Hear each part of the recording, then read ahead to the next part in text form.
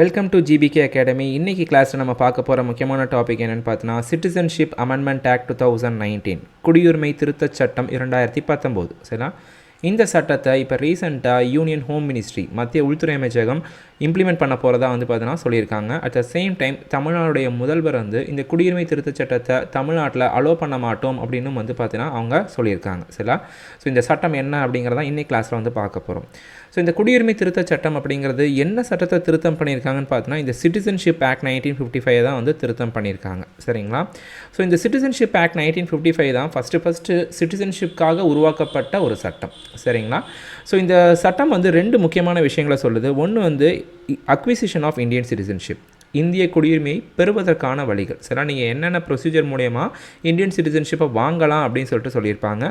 At the same time என்னென்ன procedure மூலயமா நீங்கள் இந்தியன் சிட்டிசன்ஷிப்பை லோஸ் பண்ண போகிறீங்க, அதாச்சும் இழக்க நேரிடும் அப்படின்னு சொல்லியிருப்பாங்க. சரிங்களா, ஃபஸ்ட்டு என்னென்ன காரணத்துக்காக இந்திய குடியுரிமையை பெறலாம் அப்படின்னு பார்த்தோன்னா பை பெர்த். சரிங்களா, உங்களுடைய பேரண்ட்ஸில் 2 பேரில் யாராச்சும் ஒருத்தர் இந்தியராகும். சரிங்களா, இன்னொருத்தர் பார்த்தீங்கன்னா ஒரு ரிஜிஸ்டர்டு இந்தியன் அல்லது பார்த்தீங்கன்னா ஒரு ஃபார்மலாக வெளிநாட்டுக்காரங்களாக இருந்தாங்க அப்படின்னா நீங்கள் இந்திய குடியுரிமை பெர்த் மூலமா வாங்க முடியும். சரிங்களா, ஸோ சிம்பிளாக சொன்னால் அப்படின்னா உங்களுடைய பேரண்ட்ஸில் யாராச்சும் ஒருத்தரோ இல்லாட்டி 2 பேரும் இந்தியன்ஸ் அப்படின்னா நீங்களும் இந்தியன் சிட்டிசன்ஷிப்பாக வாங்க முடியும். சரிங்களா, பை டிசென்ட், வம்சா வழியாக. சரிங்களா, நீங்கள் பார்த்தீங்க அப்படின்னா நீங்கள் ஒரு வெளிநாட்டில் இருக்கீங்க. சரிங்களா, உங்களுடைய பெற்றோர்களில் ஒன்ஸ் அகெயின் யாராச்சும் ஒருத்தர் இந்தியர் ஆகும். சரிங்களா, அட் த சேம் டைம் நீங்கள் பிறந்ததுலேருந்து ஒரு வருஷத்துக்குள்ளே உங்களுடைய பிறப்பை அங்கே இருக்கக்கூடிய இந்திய தூதரகம், சில இந்தியன் எம்பசியில் ரிஜிஸ்டர் பண்ணிட்டீங்க அப்படின்னா பை டிசென்ட், வம்சா வழியாக பார்த்தீங்கன்னா நீங்கள் இந்தியர் அப்படின்னு சொல்லிட்டு கருதப்படுவீங்க.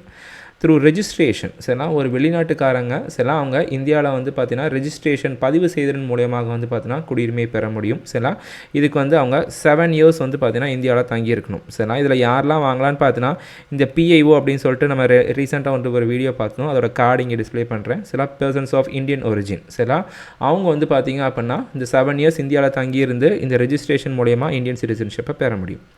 சப்போஸ் அவங்க இந்த பிஐஓவாக இல்லை, ஒரு வெளிநாட்டுக்காரங்களாக இருக்காங்க, ஒரு ஃபாரினராக இருக்கிறாங்க அப்படின்னா அவங்க இந்தியாவில் பார்த்தீங்கன்னா 11 இயர்ஸ் தங்கியிருந்து, சரிங்களா, ஸோ 11 ஆண்டுகள் இந்தியாவில் தங்கியிருந்து பார்த்தீங்கன்னா இந்த நேச்சுரலைசேஷன் மூலயமா இந்தியன் குடியுரிமையை பெற முடியும். சரிங்களா, அப்படியும் இல்லையா பை இன்கார்பரேஷன் ஆஃப் டெரிட்டரி. சரிங்களா, இந்தியா ஏதாச்சும் ஒரு பகுதியை கேப்சர் பண்ணுறாங்க, சில ஆக்குப்பை பண்ணுறாங்க அப்படின்னா அங்கே இருக்கக்கூடிய மக்களுக்கு இந்த இந்தியன் சிட்டிசன்ஷிப் வழங்கப்படுது. சரிங்களா, so these are the 5 ways through which one could get a Indian citizenship.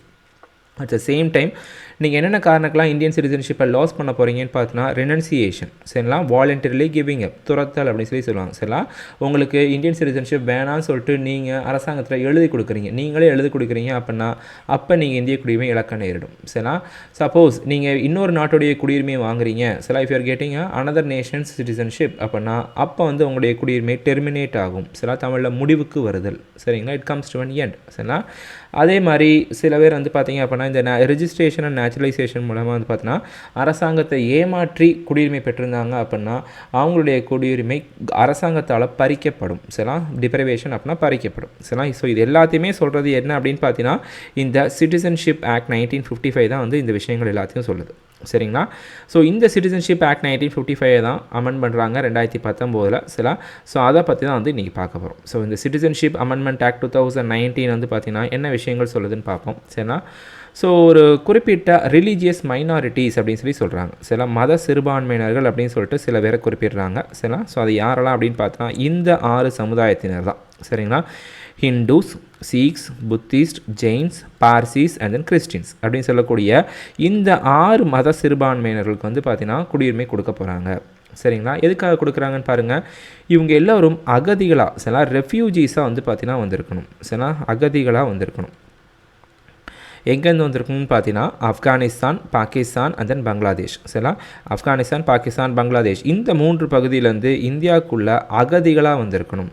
அகதிகளாக வந்திருந்தாங்க அப்படின்னா அதுவும் இல்லாமல் எந்த கட் ஆஃப் டேட், எந்த தேதிக்குள்ளே வந்திருக்குன்னு பார்த்தீங்கன்னா December 31, 2014. சரிங்களா, இந்த தேதிக்கு முன்னாடி இந்த 3 பகுதிகளிலிருந்து இந்த 6 ரிலீஜியஸ் மைனாரிட்டிஸ் இந்தியாவுக்கு அகதிகளாக வந்திருந்தாங்க அப்படின்னா அவங்களுக்கு குடியுரிமை கொடுக்கலாம் அப்படின்னு சொல்கிறாங்க. சரிங்களா. அப்போனா எப்படி கொடுக்குறாங்கன்னு பாருங்கள். நம்ம இப்போ தான் பார்த்துருந்தோம் நேச்சுரலைசேஷன் அப்படிங்கிற ஒரு ப்ரொசீஜர் பார்த்தோம். சரிங்களா, இயல் வழி மூலமாக. சரிங்களா. ஸோ பொதுவாக இப்போ நேச்சுரலைசேஷனில் சொல்லியிருந்தேன். சரிங்களா, ஒருத்தர் இந்தியன் சிட்டிசன்ஷிப்பை வாங்கணும் அப்படின்னா அவங்க வந்து 11 இயர்ஸ் இந்தியாவில் தங்கியிருக்கணும் அப்படின்னு சொல்லியிருந்தேன். சரிங்களா, 11 ஆண்டுகள் இந்தியாவில் தங்கியிருந்து வாங்கணும் அப்படின்னு சொல்லியிருந்தேன்.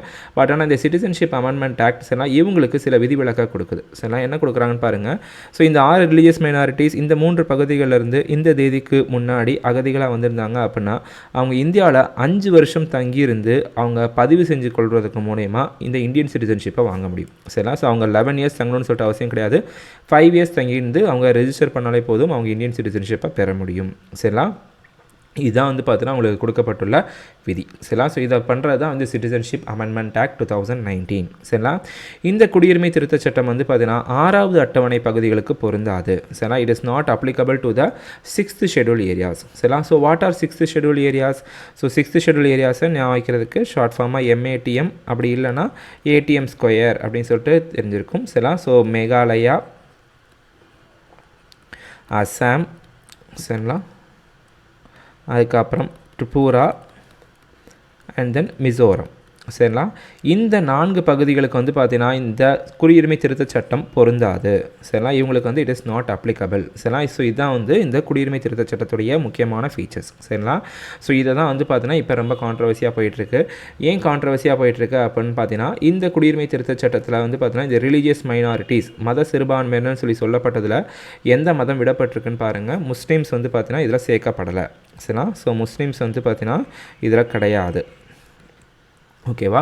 ஸோ அரசாங்கம் இதுக்கு என்ன காரணம் சொல்கிறாங்கன்னு பார்த்தீங்கன்னா இந்த ஆப்கானிஸ்தான், பாகிஸ்தான், பங்களாதேஷ் இது எல்லாமே வந்து பார்த்தீங்கன்னா இஸ்லாமை அடிப்படையாக கொண்டு செயல்படக்கூடிய நாடுகள். அங்கே வந்து முஸ்லீம்ஸ் தான் மெஜாரிட்டியாக இருக்கிறாங்க. சரிங்களா. இங்கே வந்து முஸ்லீம்ஸ் தான் வந்து அதிகமாக இருக்கிறாங்க. ஸோ சப்போஸ் ஏதாச்சும் ஒரு மதக்கலவரம் ஏற்பட்டுச்சு அப்படின்னா அங்கே சிறுபான்மையினராக யார் இருக்காங்கன்னு பார்த்தோன்னா இந்த 6 மத சிறுபான்மையினர் தான் வந்து இருக்க போகிறாங்க. சரிங்களா. ஸோ அந்த நாடுகளில் ரிலீஜியஸ் மைனாரிட்டிஸாக இவங்க தான் இருக்க போகிறாங்க. ஸோ இவங்களுக்கு மட்டும்தான் நாங்கள் சிட்டிசன்ஷிப் கொடுப்போம் அப்படின்னு சொல்லிட்டு சொல்லியிருக்காங்க. சரிங்களா. ஸோ இதில் ஸோ அந்த காரணம் தான் வந்து இப்போ பிரச்சனையாக வந்து இருக்குது. சரிங்களா.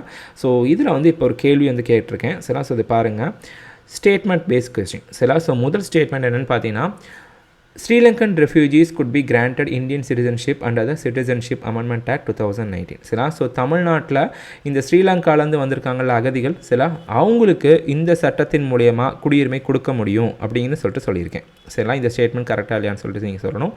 அதே மாதிரி ஸ்டேட்மெண்ட் 2 என்ன அப்படின்னு பார்த்தீங்கன்னா இந்த குடியுரிமை திருத்தச் சட்டம் 2019 சொல்லி பார்த்துட்ருக்கோம்ல இந்த சட்ட திருத்தம் சரிங்களா இந்த குடியுரிமை சட்டத்தில் 10வது அமெண்ட்மெண்ட் அப்படின்னு சொல்லியிருக்கேன். சரிங்களா. இது வந்து எத்தனாவது அமெண்ட்மெண்ட் இந்த சட்டத்தில் இது எத்தனாவது அமெண்ட்மெண்ட் அப்படின்னு சொல்லிட்டு கொடுத்துருக்கேன். இது வந்து 10th அமெண்ட்மெண்ட் அப்படின்னு சொல்லி குறிப்பிட்டிருக்கேன். சரிங்களா. ஸோ இந்த ஸ்டேட்மெண்ட்டில் ஸ்டேட்மெண்ட் 1 மட்டும் தான் கரெக்டுன்னு சொல்லியிருக்காங்க. பி ஆப்ஷன் வந்து ஸ்டேட்மெண்ட் 2 மட்டும் தான் கரெக்டு. அதுக்கப்புறம் 2 ஸ்டேட்மெண்ட்டும் கரெக்டு. டி ஆப்ஷன் வந்து 2 ஸ்டேட்மெண்ட் இன்கரெக்ட். சரிங்களா. ஸோ இதற்கான பதில்களை கீழே கமெண்ட் செக்ஷனில் தெரிவிங்க. So for more such videos follow the GBK Academy. Thank you.